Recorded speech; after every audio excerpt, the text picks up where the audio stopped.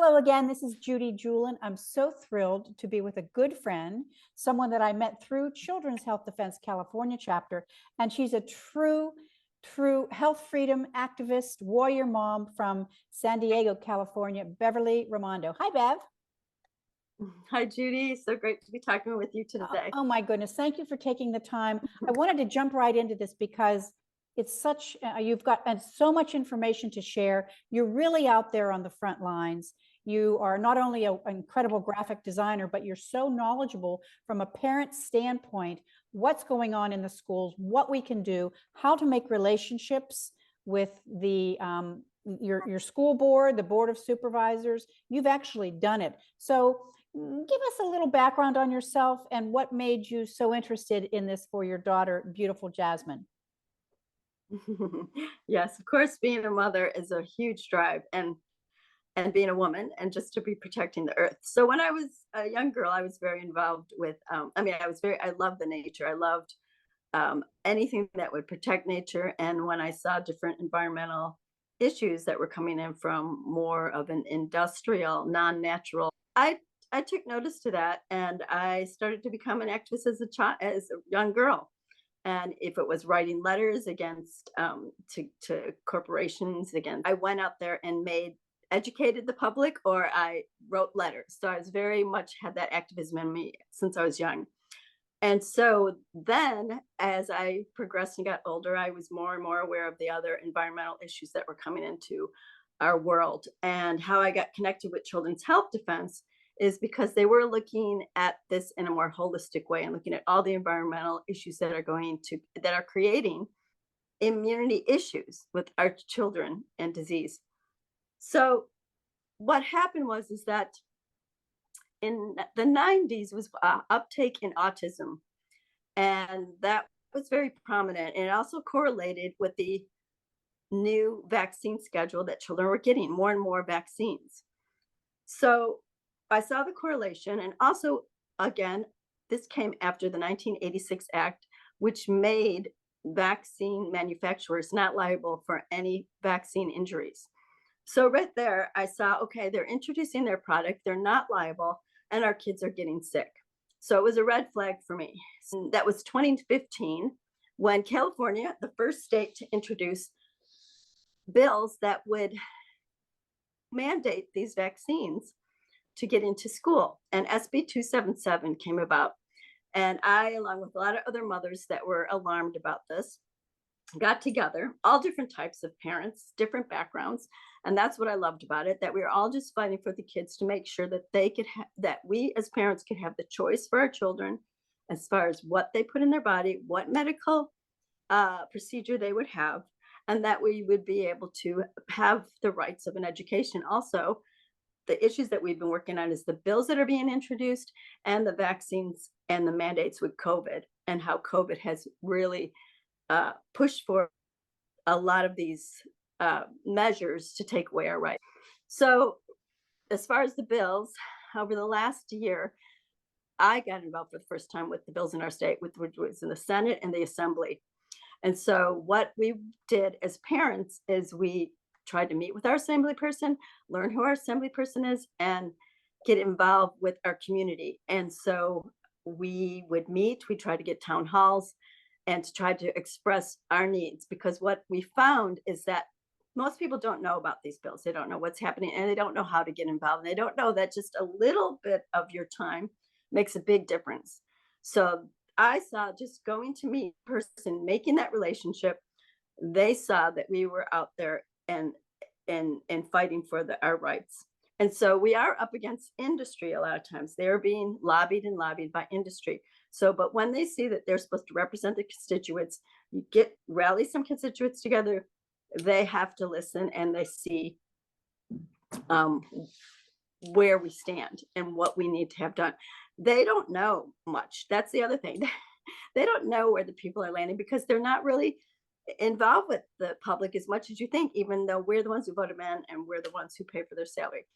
And so what happened is they were trying to bring this year bills that were taking away parental rights and your privacy rights and just your basic human rights. So some of them we won, and that was SB 866 because that one was going to take away a parent's right to know a minor's medical issues at a certain age.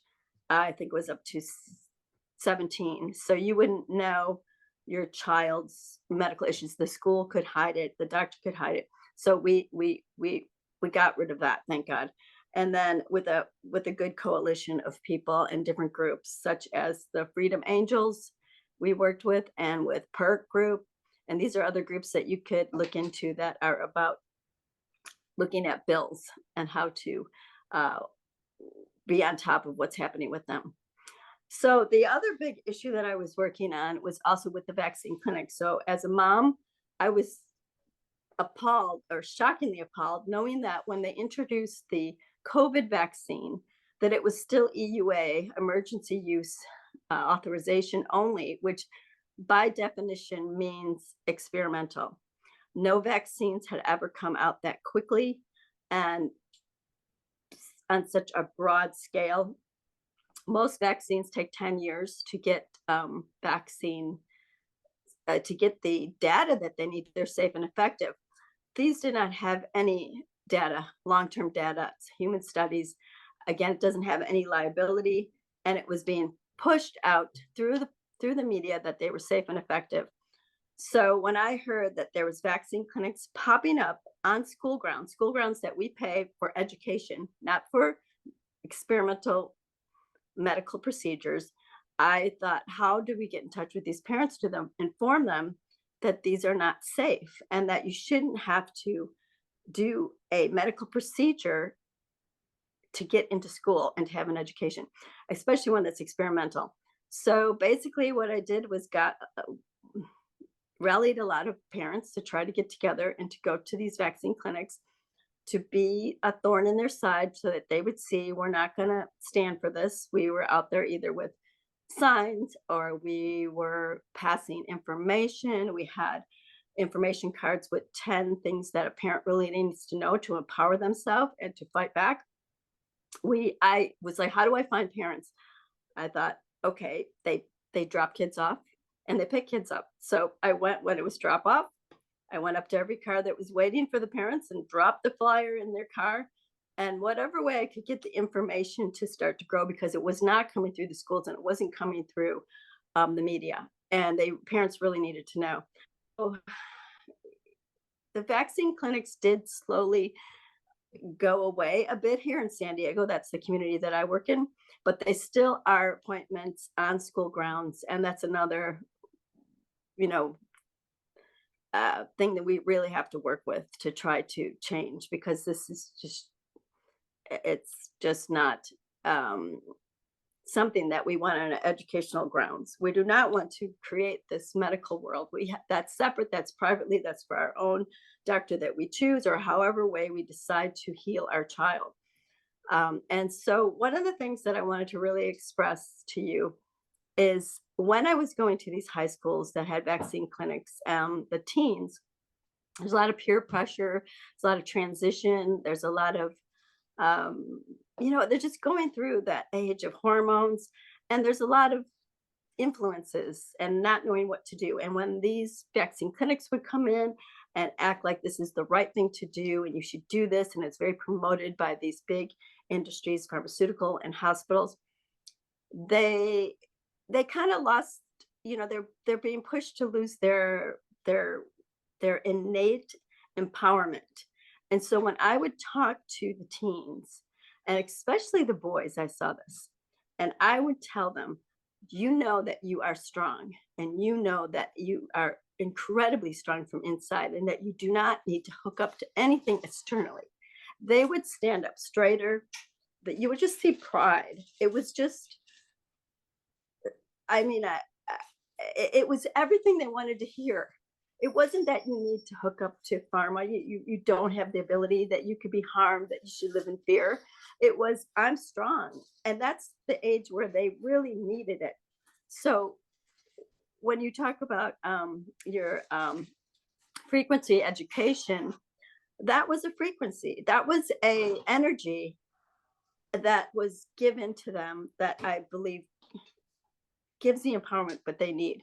And that's where I think is the most we can teach people, is to understand how to heal from within, how to tap into those frequencies, and frequencies that are of love, good, and empowerment, and just understanding and compassion, and just that those vibrations and those positive vibrations is the way to create a healthy child, a healthy future, and a healthy world for everyone.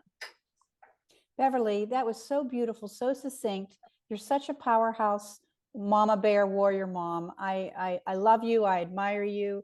And not only are you an incredible graphic designer, but you're knowledgeable, and you really boiled it down to it's all about relationships. And even further down below that, it's all about the frequency behind the relationship and how you come to meet with your board of supervisors, meet with your person that's doing the vaccine clinics, meet with your moms in the cars waiting to pick up their kids, meeting with those teens wanting to empower them at the school.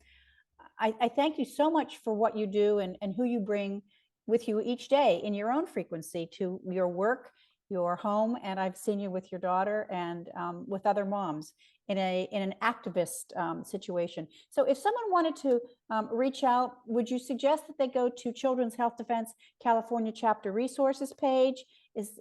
Could you be in touch with them? Can I give them your email, or how might they learn more? So, right, you could go to Children's Health Defense California chapter. So that's ca.childrenshealthdefense.org.